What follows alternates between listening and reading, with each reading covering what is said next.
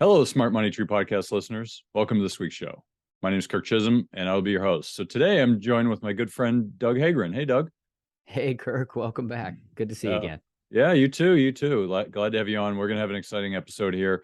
Um, so this week, Doug, what's on your mind this week? I mean, there's so much news here. Like, where do you want to start? Oh, geez, I don't. Okay, right. There's so much news everywhere. I mean, one of the things I think we talked about, which was interesting in the last week, is what's going on over in England. We can talk about that a little bit. Let's start there. Yeah. Okay. Let's start with that. Well, here's basically what's going on. Bank of England. They're basically, in a nutshell, if for those out there listening and understand what contrarian means, they're trying to go in the opposite direction of the rest of the global planet. And right now we have an inflation problem. And basically the Bank of England said on Wednesday that it's going to buy U.S. or U.K., not U.S. government debt, whatever scale is absolutely necessary in order to halt a bond market crash that they're concerned would threaten financial instability. The Prime Minister of England, Liz Truss, came out and basically said, "Look, we're going to do tax cuts and we're going to increase borrowing." And we're going to get this economy moving, and we're going to protect households and businesses from sky-high energy bills this winter. What the irony of that is that tax cuts and increased borrowing, otherwise known as quantitative easing, is typically associated and correlated with potentially higher inflation. And so basically investors have been dumping the pound in UK bonds, which is putting a lot of stress on pensions across England and across Europe. Because there's fear that that's going to drive up inflation even more. And that'll force the Bank of England to then push interest rates as high as potentially 6% next spring. It's only at 2.25% present. So that's been messing with their mortgage markets. It's been messing with their pensions. An interesting statistic that I was looking at earlier, and I know this does not address England directly, as if they're still trying to deal with Brexit, but looking at the end of 2019, Japan, the European Central Bank, and the U.S. Federal Reserve all were right about the same amount of money in terms of balance sheets. They were sitting there right around $5 trillion. And since then, Japan has handled it pretty well. They kind of went up a little bit. They bought some debt, but now they've lowered that back down to about 5.5 trillion. So they've stayed relatively flat. That is not the case for Europe. And that is not the case for the U.S. As of the end of 2021, the U.S. Federal Reserve was sitting right around 8.93 trillion. So not quite double where it was sitting in 2019, but certainly an extreme, roughly 40% increase. And the European Central Bank was sitting at 9.32 trillion. And remember, as I said, we're still dealing with Brexit. If you take a look at what's going on in the the United Kingdom local economy, right? So they're splitting away from Europe, trying to figure out how they're going to stand on their own 2 feet. You look at what's happened to the pound. I mean, the pound has fallen rapidly to the historic lows against the U.S. dollar. I mean, it's come back a little bit over the last couple of days, but it was down to about $1.07. $1.07 is less than what the euro had been against the dollar for most of the history of the euro. So this is just absolutely unprecedented level of parity with the U.S. dollar. I think it's back up to $1.11. But clearly, this is a massive, massive concern for a lot of investors at the approach that England's going to take here at a time in which they still have a lot of issues and things they need to figure out and solve from Brexit that they still haven't resolved at all. So I think from a financial standpoint, most of the world is looking at England going, what in the hell are you doing? Yeah, I think that's a safe assumption that everyone is saying that. I think what's interesting is, the whole world is going through this inflation problem, right? We're not the only ones. It's a global problem. We talked about this a few weeks ago. This inflation problem is a global problem and it's not going away. And what I find fascinating is we've seen some countries like Venezuela or Turkey who have really high inflation rates, and they've been going contrary to the norm of what people would expect you would do in times of hyperinflation. And so we've seen Venezuela with hyperinflation. Turkey is, I don't know if it's technically hyperinflation, but I think if it's not, it's definitely pretty close. So I think Turkey's definitely got its problems, but the rest of the world is not far behind. I mean, you talked about Japan. Japan's currency has just fallen off the pier starting last year, and it's gotten worse this year. And we talked about it a few weeks ago with if you want to invest in Japan, in a Japanese index, you should probably use the hedge version because you'll do much better. But the problem is some of these countries are going to start devaluing their currency. And what that means for us is it's great for Americans because if you go travel there, you're going to buy stuff. Anything you buy over there is going to be much cheaper because your dollar is going to be stronger compared to their currency. So I remember going over to Italy back in '99, and the dollar was really strong against the I think it was the lira at the time. That was before we went to the euro. And I mean, you could buy it was like double, like whatever you bought was like half price over there. And you're in Italy, you can buy some really high end goods over there, clothing goods. I mean, you see some of the brands that we all love from Italy. You could buy them at 50% off. I mean, I remember going to one of the factory warehouses for some of these goods and watching some of these Japanese people come in and with a tour bus and like clean tables off, literally take a whole table, stuff it in a bag and check out. And it was just amazing. I mean, granted, they were doing it because they were buying for their whole village. Like I talked to a few of them, and it was pretty interesting cultural thing where they send over a few people and they take pictures and they buy stuff for the whole village. So that actually was pretty interesting from my perspective. But the point is people were buying stuff like because it was so cheap. And to the Italians, they probably didn't know the difference because they were using their own currency. But for us, it was great. Now, if you look at what's going on now, it's the same thing. You just talked about the British pound. The British pound has fallen off the pier as well. I mean, back in 2008, it was its high point. Right now, it's a $1.11. You look at the yen, it's plummeted as well. So the dollar is actually really strong. So if anybody listening to this podcast wants to travel, with exception of the fuel costs and the fact that the airlines are gouging you and the hotels are gouging you and all of that, if you remove that, it's a great time to travel and to buy goods from other countries because it's going to be so much cheaper. So I know that like when you get into currencies, it's a really complex topic. A lot of people don't understand it. But if you take nothing away from this, take away the fact that if you're going to travel, now is the time because your dollars are going to go a lot further. And what used to cost maybe $1,000 is probably going to cost you like $500. So it's a good time. Your dollars are going to go a lot further. So it's a great point you brought up, Doug. I want to get back to Kirk. Can I add one quick thing on it? Because yeah, sure. I thought that was interesting. Back in the day, people used to talk about going to Prague and getting a beer for a quarter, right? And it was really cheap. And those days are gone or have been gone since the euro. I mean, it will be nice to be able to go to Prague or to go to London and get a pint for the same price as a Busch Light. I mean, that would be awesome. but I do want to say one thing that one reason this could potentially work in England's favor is because, again, there's this misconception that inflation is tied to monetary supply. Okay. Now, it is influenced by monetary supply, but it is not. You hear people all the time say, see all that money that the US is printing, that's why we're going to have inflation. Well, that didn't happen for a long time. Let's go back to 2008. And we've talked about this on some previous podcasts. When monetary supply was produced in 2008, we did not have inflation because that money that was supplied got reinvested into the system to produce more goods, which ultimately created supply against that demand. Then they basically netted each other out. Okay. Why do we have problems now? We've talked about this. Whiplash, right? The bullwhip effect. Okay. We went from $10 of monetary supply against 10 apples is $1 an apple. We went to $20 of monetary supply against 10 apples. That's $2 an apple.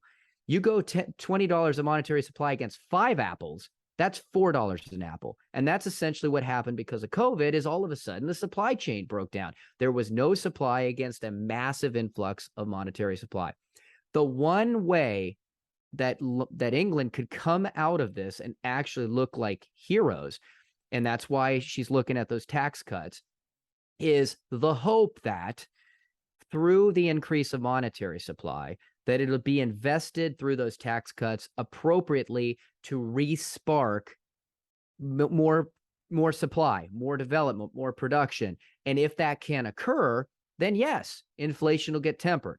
But I think right now, as we've continued to face what does not look like a ending supply chain issues, I'm not sure that they're going to find that net result to be what they're hoping for. But there is, hey, as they say in Dumb and Dumber, so you say you're telling me that there's a chance?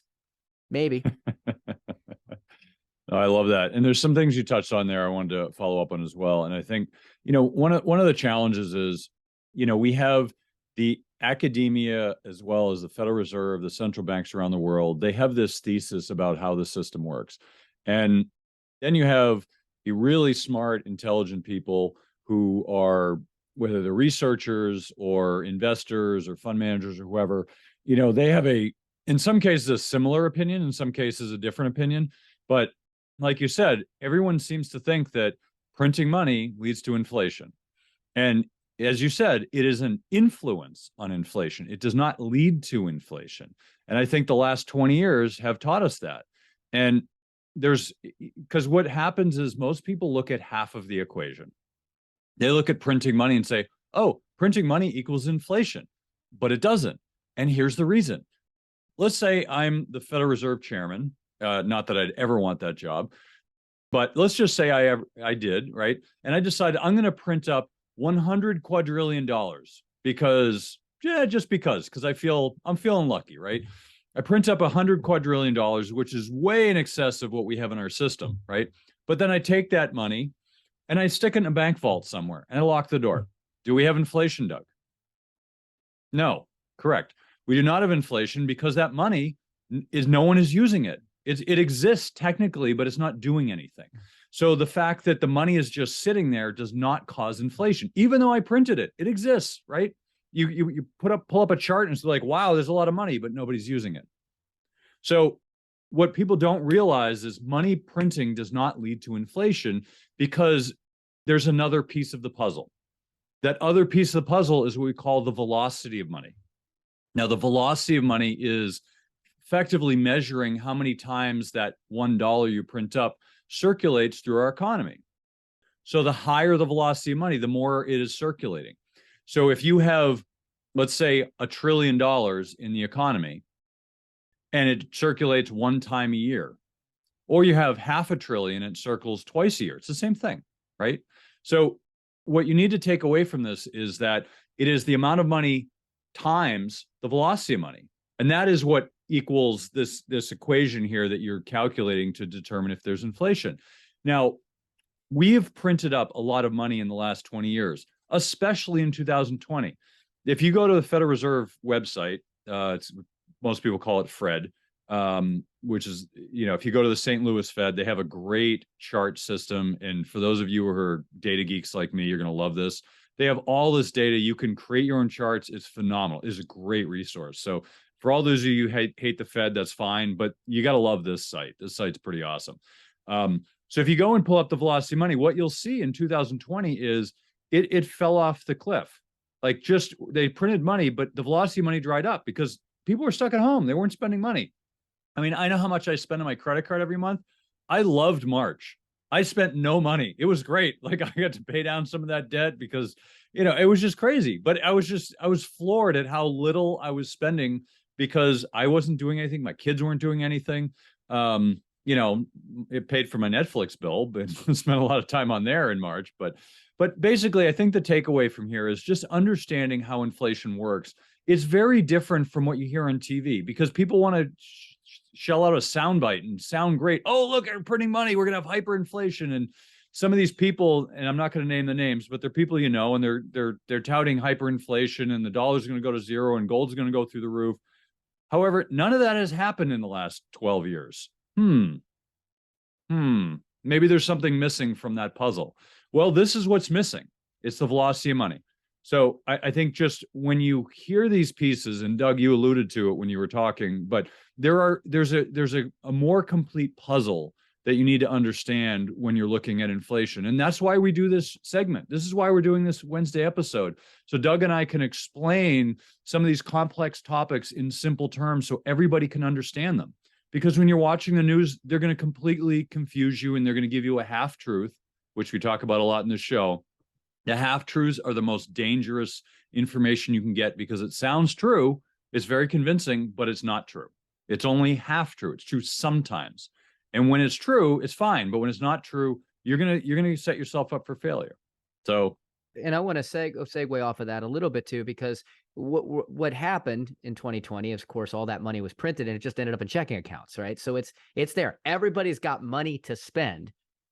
There's just not supply to spend it on. That drives up prices. So this really goes back to the bullwhip effect, but it also raises an important note that people are wondering, right? Okay, because typically, I mean, you go back and look at the 1980s. You look at those high interest rates people were making and checking, and say, look, the great thing about the Fed raising interest rates is if you don't have money, the negative is it's really expensive to get it, right?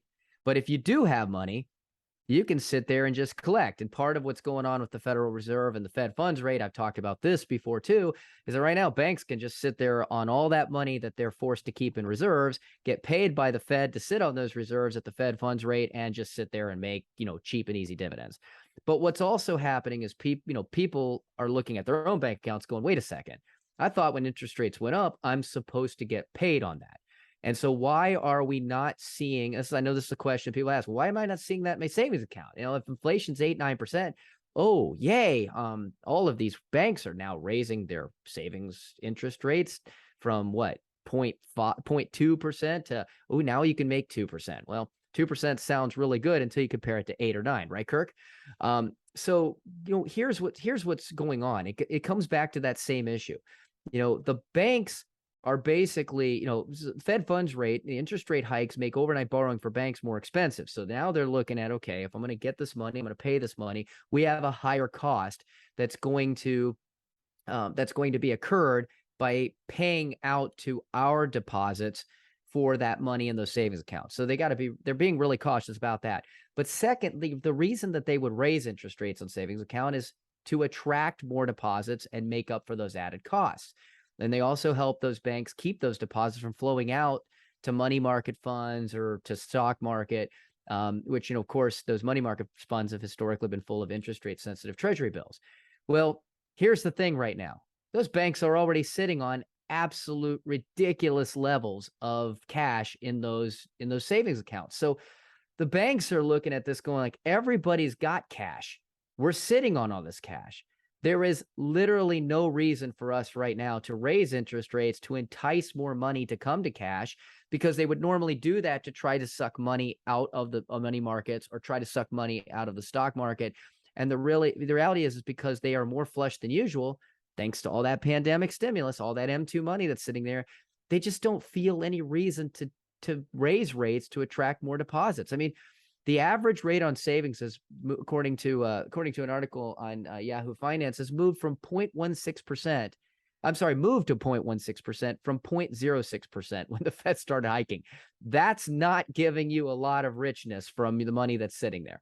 And just don't expect that that's going to be happening really anytime soon, because ultimately there's just no reason for banks to sell you on putting more money in the banks. They're just sitting on way too much of it already. And frankly, they're getting paid to sit on that because of the higher reserve requirements that the banks are held to by the Fed, and they're getting paid on that as well.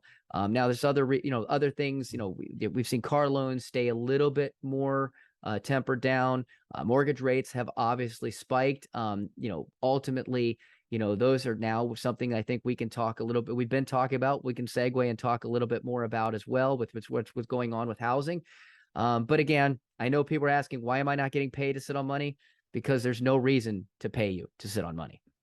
Yeah, and we want to get into the housing and mortgage rates, but really quick, I want to touch on one thing. So I want to point out here this chart on the U.S. Treasury yield curve.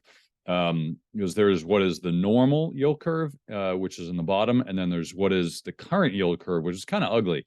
But basically, you got the 1, the 2, and the 3 year are the highest rates. And then you look at the 30-year and it's lower, right? So you've got this really weird looking yield curve because of what's going on out there. And just like Doug said, the rates you're getting at the bank are a lot lower than inflation. That is in large part because the Federal Reserve is behind the curve, as this is what you'll hear in the news. They're behind the curve. What that basically means is you have inflation at 8% plus, and you have interest rate, you have the Fed funds rate, which is, I think it's 3.25 right now. But basically we're way behind. What should normally happen is the rate of inflation should be close to, whether above or below, but close to the Fed funds rate. Right. And that means that, they've kind of handled inflation, if you will. But we've had 0% interest rates. And then last year we had like 8%, 8.5% on the CPI for inflation. And it's just taken the Federal Reserve forever to catch up. And until they catch up, they're not going to be able to tackle inflation in the way that they need to. So it might take another year before they get there. I mean, who knows? I mean, I don't know the future. I don't know where inflation's going or what the Fed's going to do, but it could take another year, which means that, we could continue to have this, but there will be a point, and we talked about this a few weeks ago, there will be a point you should start looking at fixed income. I don't mean buy it. I mean, looking at it, understanding where the market is, understanding what the rates are. And look, you can get a 2-year treasury for 4.3% right now. That's a pretty good rate compared to what we've had for the last 10 years, right? 4% is pretty awesome on a bond that's virtually guaranteed. Well, it's guaranteed by the government, but look, you've got this opportunity that will come up. Let's say we have like 10% or 15% U.S. Treasuries. That's a steal. Like I would take that every day and twice on Sundays. Not saying they couldn't go higher than that, but that's a great rate long term, right? And you need to think about that. So start thinking about fixed income. It's way too early to get in, but it's something to start thinking about. This is a public service announcement. Have you ever played the lottery? My state advertises that you can't win if you don't play. What they don't tell you is that the lottery is a tax on people who are bad at math. How many lottery winners have you met? Probably none. If you don't like your chances of winning the state lottery, you're definitely not going to like the chances of winning the inflationary lottery. The inflationary lottery? That's right. Your chances to win the state lottery might be 1 million to 1. But you're guaranteed to win the inflation lottery because it affects everyone. And the prizes stink. But here's what you're going to win. Higher prices at the store, shrinkflation in your packaged goods. Higher heating prices to heat your home. Who doesn't want to win that lottery? Much like the government, I feel bad that your costs are rising. So I want to help you out by giving you some free money. It's not a lot. It's only 1 million Zim dollars, but it's something. Well, you can't buy anything with it, but it does look good as wallpaper. And if you live in Europe, you might even be able to use it to heat your home this winter. If the lottery is a tax on people who are bad at math, then inflation is a tax on people who are bad at economics. I want my listeners to be better at economics. So I'm giving my loyal listeners free money. Go to www.moneytreepodcast.com/free money.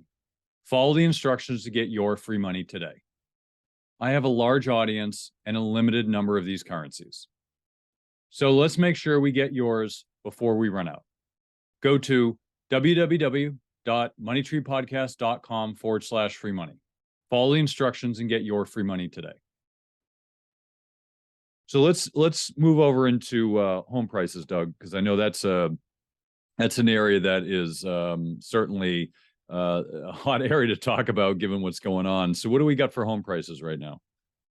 The thing about home prices. So if we take a look at 60s, 70s, 80s, 90s, 2000s, 2010s to current, okay?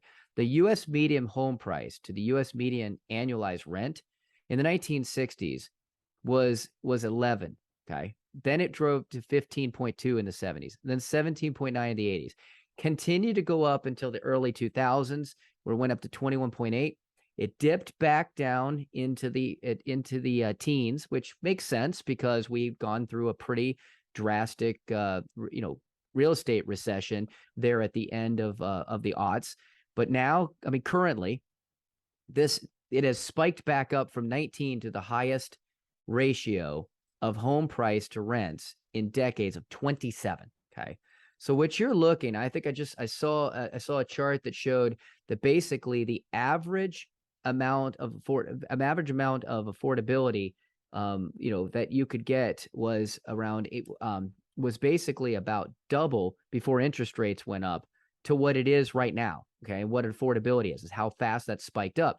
And we've said this before, Kirk, when there's tons of money available, when anybody can get lending at very low interest rates, you're going to have a massive amount of supply of buyers, which is high demand, to the amount of real estate that's available. And it drove prices up to extraordinary levels.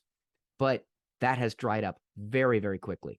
We have jumped to just about 7% in a very, very short period of time. So now what we've got here is we've got an issue where not only is it more expensive to borrow money to break into the ground to build more homes for supply, but you've also got, created a situation where there is a lot less people that can buy the homes at those levels, that ultimately, you're going to have to come to the table and you're going to be approved for about half of what you could be approved for before for the same level of income.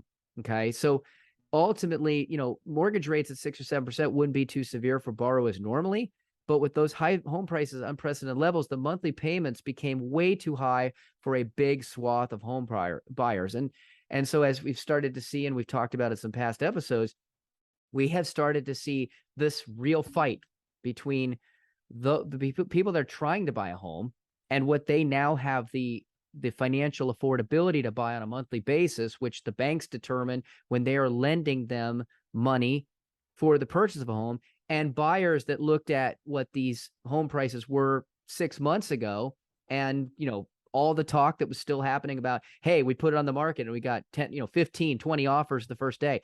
That's gone.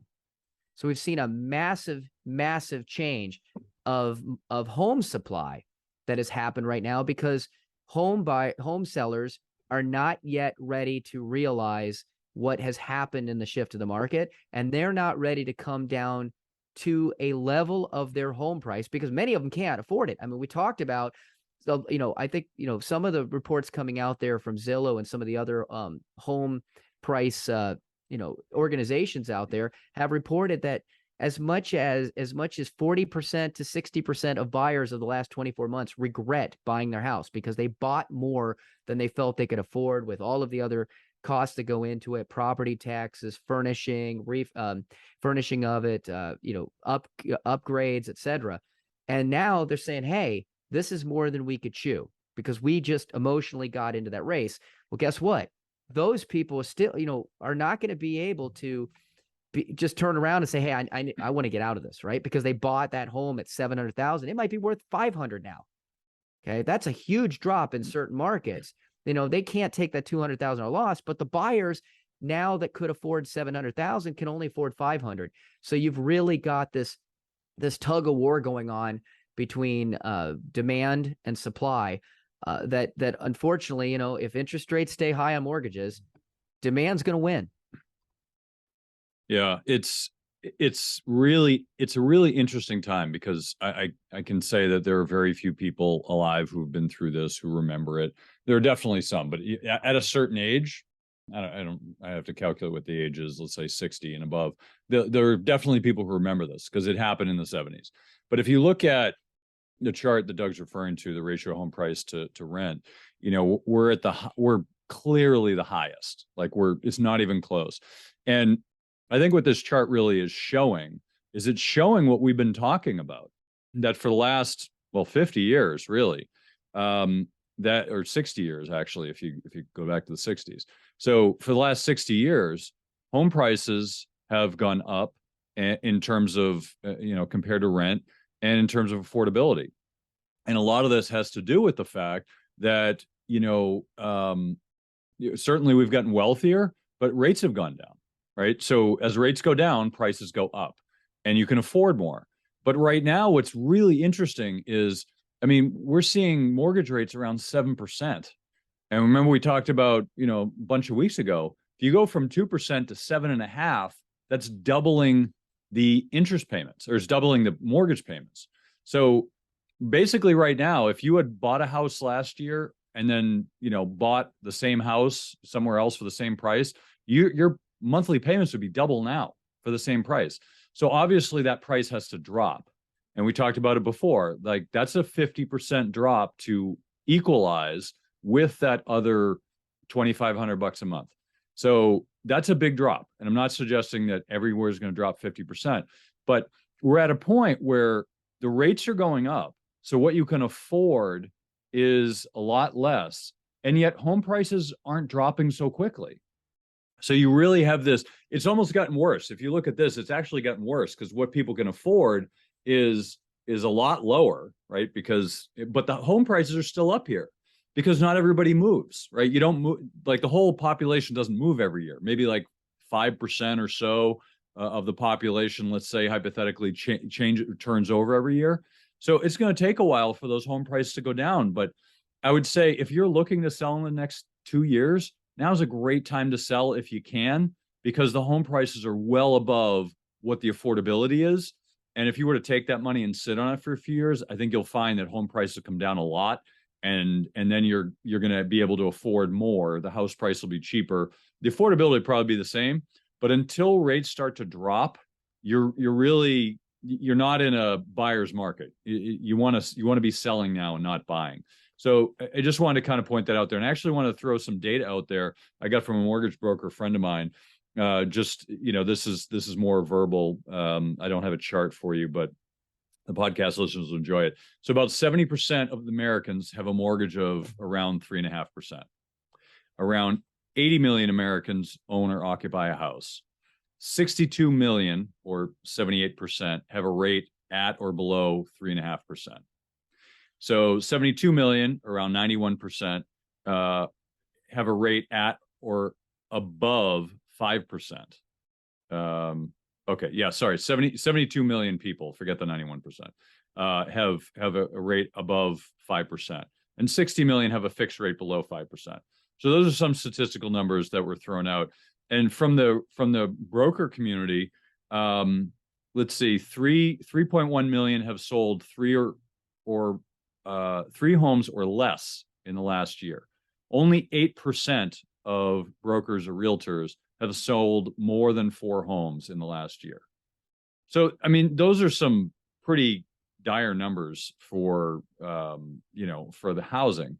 And I just point this out because right now, and going to pull up this other chart here, which shows the prospective home buyers are disappearing compared to history. Look, we're just starting to see the tip of the iceberg for housing. It's going to get worse, right? And if you own a home and you're not selling, once again, ignore this. I don't want you jumping out your first floor window, getting scared that your home price is going to plummet. It doesn't matter. Your home is a personal expense. It's not an investment. If you're treating it like an investment, then you should sell. If you're treating it like a personal expense, then who cares? Stay there, right? If I were to buy a home and it's a forever home and I lock in a good rate at a good price I want, I don't really care. I have my monthly payments that I'm paying. That's not going to change. The house could go to zero. I'm still paying my monthly payments. As long as I want to stay there, then I stay there. So I think it's just important that people understand this. There will be a tremendous buying opportunity at some point in the near future where you're going to be able to, just like it was in 2008, where you're going to be able to buy properties for pennies on the dollar. It's going to happen. And these charts that we showed should kind of touch on that a little bit more. So, Doug, I wanted to, before we kind of wrap up here, I did want to touch on oil a little bit. Do you want to talk about this a little bit before we wrap up, or you want me to go on it? Absolutely. I can start with it. So basically what has happened is in the last week, OPEC had agreed to cut some deep cuts to oil production. So basically, I think, Kirk, you were saying that you looked that up, about 20 million barrels a day cut, because they have started 2 million. 2 million. 2 million. Sorry, 2 million barrels a day. Per day. Thank you. I got 2 million barrels per day cut in oil production. That's a significant cut in oil production, because what they have seen is they've seen the price of a barrel of oil come down about $20-$30 a barrel, and they don't like it. One of the catalysts to that. There's a couple of catalysts. First of all, we're starting to see a little bit of softening there on the economy, of that demand of that oil in production. Some places have talked about tempering some production. That'll reduce some demand. But we've also seen something that I thought was a very, very interesting chart, is that we actually saw there's been a move to try to combat those rising prices at the pump by flooding American oil into the market. And actually, since the beginning of the year, we have actually seen the U.S. Strategic Petroleum Reserve actually rapidly dropped off from about 600 million barrels down to just above 350 million.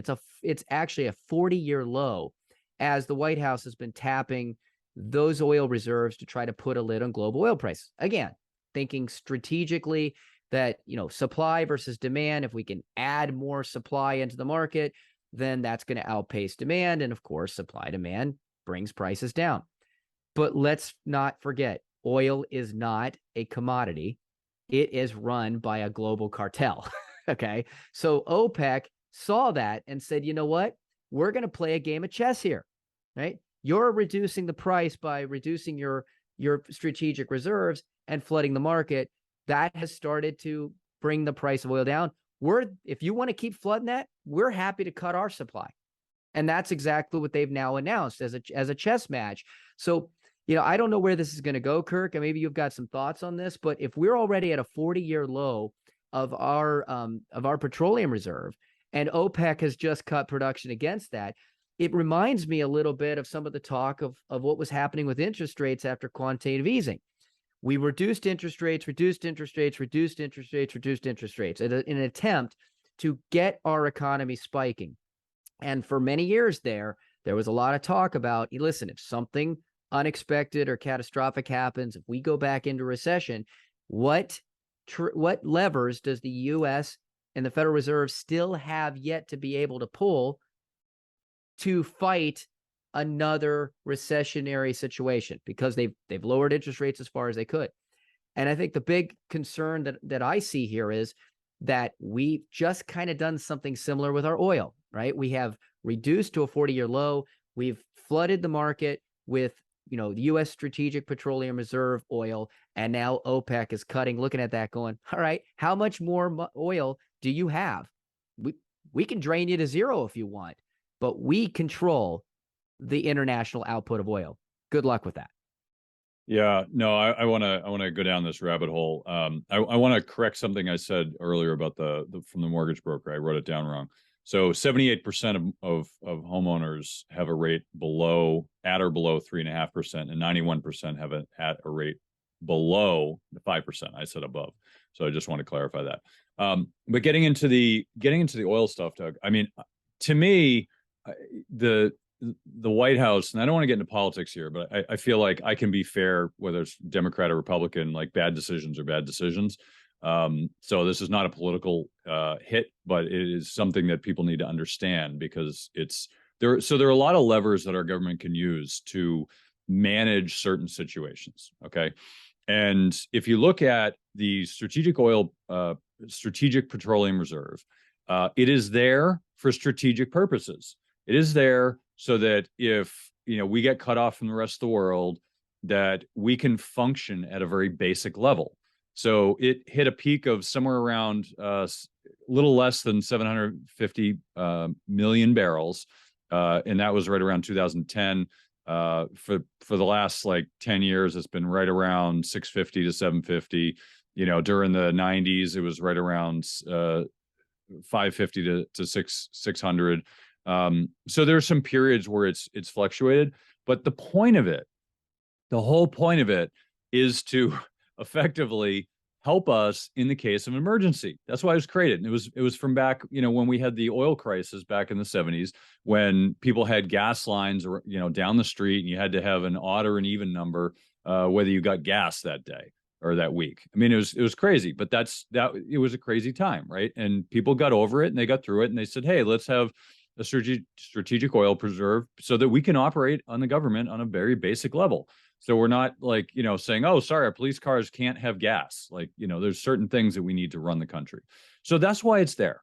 And yet, and this is not this administration. This has been going on for decades. This has been many administrations have done really stupid things with the petroleum reserve. And some of them will sell oil at the bottom of the market or they'll buy it at the top. Just stupid decisions. And this is both parties. This is not one party. Both parties have done this. Done really stupid things. They sell at the bottom and they buy at the top in terms of pricing. It's really dumb. And what's been going on right now is just as dumb. It's almost like they're trying to make things worse. So, for this administration, the elections are coming up.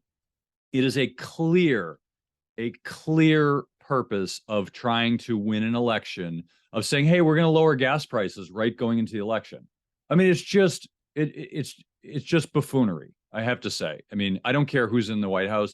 You don't do something like this to get elected. If you look at this chart, it's gone from 650 million barrels to 350 in their matter of, it looks like a year or less than a year. Where is it going to go? Is it going to keep going lower? Are we going to get to zero before they start buying it back at higher prices? I mean, as you said, Doug, like the whole point of this is we have to manage the global oil supply, right? We have we have OPEC, basically. OPEC is an organization of the top oil producers that get together and manage the price of oil and the production of oil. And they've come out and more or less sided with Russia and said, hey, we're going to, just like you said, Doug, like you guys are draining yours. So we're going to stop ours and we'll wait till oil prices go up and then we'll start producing again. They're doing it in a very strategic manner. And I'm not saying they're doing it to screw us over. I'm saying they're doing it in a strategic manner that says, hey, sure, you guys can drain your stuff and then we'll just wait and then we'll produce more when it gets higher. I mean, they're being smart. They're being strategically smart and we're being strategically stupid. So it's not the first time. It won't be the last time, but it is really important to understand because just like the 70s, we talk about this, we're not going to repeat the 70s, but it's going to be very similar. And what we're seeing now is another example of that, right? You want to get into a chess match with Russia. And I don't mean the chess match where you're cheating and nobody can figure out how you're cheating, but the chess match which you're playing against a guy. I mean, Putin is a smart chess player. And, what he's doing, even though it looks like he's losing the war, who really knows? Because the news it's unclear. You're trying to get news out of a war zone is probably, you can't really trust anything. But the fact is, he's a smart guy and he's pushing our buttons and we're moving levers. We have more levers to use. But I think right now, with the election coming up, we're just making strategically stupid plays for political purposes only. Not even for our benefit, just for the politicians' benefit. And I think that's a scary thought that's what we have going on in our government. And it's not just one party. So Kirk, I'm going to say something with a mild bit of controversy, but this reminds me of a Frontline episode on some of the stuff that was happening globally with mafia. And they made a comment on it at one time. They said, the traditional mafia that we think of, they play bocce ball. The Russian mafia plays chess. You figure out who's going to play the game better. The Russians, all the best chess masters of the history of the world, have pretty much come out of Russia. I would not put it past them to say they're not trying to screw with us. I think there's always a little bit going on when they're having some of those backroom deals. Yeah, no, I agree. And there was another piece of news that also came out, and I don't know if this was just for news fodder or what, but I think the White House came out and said they're going to start buying and selling oil from the strategic petroleum reserves. Like they're basically going to be an oil trader. What could possibly go wrong? The White House is going to all of a sudden become a world-class oil trader, and they're going to make lots of money for the public. Somehow I think, yeah, what could go wrong? Yeah. There's probably still some Enron people out there looking for jobs. maybe they hired them. Maybe that's what's going on. But yeah, I think in the interest of time, we're going to wrap it up here. So Doug, final thoughts and where can people find more about you? Yeah, I want to go back. I've talked about this a lot of times. But listen, there is some prediction. Again, predictions are like, what, right? So, but I think that if we look at what's going on out there, there's a lot of smart people that think that we're going to be getting into recessions happen. It's not an if, it's a when. But there's a lot of people that think that, hey, the way things are going, potentially by the end of next year, early 2024, we could be in a very seismic recession with a number of those things going on. I want to go back to real estate. Some of those numbers you talked about, people sitting on 3%, give or take, interest rates. Listen, the number one cause of financial stress is lack of access to capital. It's lack of liquidity. Lots of people out there have, flush 401ks, although they're not as flush as they used to be. And they're sitting on low interest rates on their house, and they're still believing that the greatest thing they should be doing right now is paying off their mortgage as quickly as possible, putting extra payments, doubling down, say, look, I'm going to be in financial security if I pay this off. But unless your mortgage is going to be paid off in the next 18 months, here's the issue you're facing. Okay. If we go into recession, that generally means job losses. It means tightening. It means tightening of the purse strings. It means a lot of issues with potential cash flow. And the first thing people look at is, where do I have money? You can't get it out of your 401k. And if you're laid off, tax problems, all sorts of things can come from that. Okay. Take a look right now in your household. Start shoring some things off. Pay off some debt. If you've got credit card debt, if you don't have strong cash reserves to weather a storm, don't be making extra payments on your mortgage if you're sitting on 3%. Put that money to the side, because liquidity is going to be critical. And if you're not planning for that, I know the predominant thought is pay off your mortgage as quickly as possible. But as I like to reiterate, if what you think is true turned out to be untrue, when would you want to know? And we are in a situation right now with interest rates, with the global economy, that in the next 18 months is going to be something many of you out there have never lived through. And those that have, unfortunately, memories are easily forgotten. So remember what it was like back in the 70s, back in the 80s, the early 90s, back during 2008, and prepare for that, because you can't plan for risk when you're already feeling it. You got to plan ahead of that. All right. So the other thing is, obviously, liquidity is paying for college, because guess what? Your kid's going to be 18 going to college regardless of our economy. So begin planning for that now. If you have a freshman who is, or a sophomore or a junior, a senior, it's getting a little bit tight. Okay. It's almost too late. But if you've got a kid in high school, you need to start planning now. Now is the best time to start planning for college. Go to our website, procollegeplanners.com. Download our free cap report to get an idea of what college is going to cost for you. And here's the thing. It can take 6 weeks just to put a really good college selection list together. I don't know about you. Most people, I look at my life, Kirk, I look at your life. How much time do we have? We're running to kids events here. We're running to this there. We got work. Can you really afford to put 200 hours of time trying to figure out how to win this game against college, which is super expensive? If you could get those 6 to 8 weeks just on school selection down to just a couple of hours, what would that time be worth to you? Find out. Let us help you manage this process academically, financially, socially. Give you your time back, less stress, peace of mind. procollegeplanners.com. Great. Well, thanks again for joining us, Doug. And yeah, I highly recommend Doug's services. If any of you have put a kid through college, you know how stressful it is, and it's only getting worse. These Lori Loughlin types that are getting caught for basically buying their way into college. There's a reason they're doing that. It's not easy. There's way too many people looking for college, and there's too few spots. So yeah, Doug's services are invaluable. That's the show for this week. Thank you again for joining us on Money Tree Investing Podcast. My name's Kirk Chisholm, Wealth Manager of Innovative Advisor Group. We don't just manage your wealth, we make your life better. You can find more about me at innovativewealth.com. And of course, you can find me every week here on this show. You can also check out our show at Money Tree Investing Podcast. On our website, you'll have access to the show notes, resources, and the archive shows. Please remember to subscribe on our YouTube channel for immediate access to the new shows when they're released. When you subscribe to the show, it allows us to get access to some of the top minds of investing in personal finance. While you're here, please leave a comment and question if you want us to address it on the show. Have a great week ahead, and remember, no one will care about your money like you do, so invest in your life.